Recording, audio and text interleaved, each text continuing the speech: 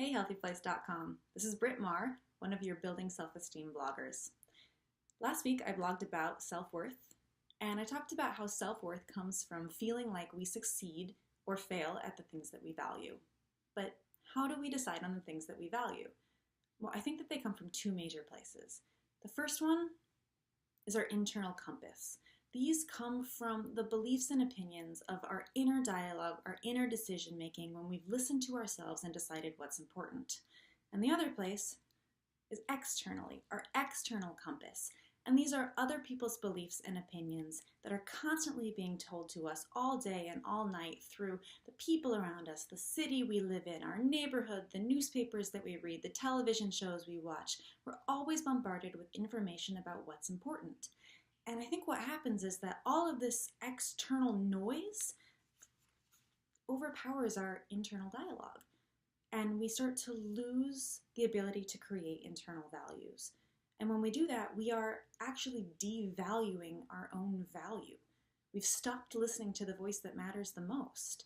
And it makes it really hard to find self-worth if you're putting everybody else's opinions above your own. So how do we find this again? How do we find our internal compass again?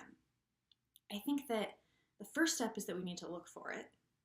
And I think that then we need to start asking ourselves some questions. And the biggest question that I think we need to ask ourselves is why? Why is this important to me?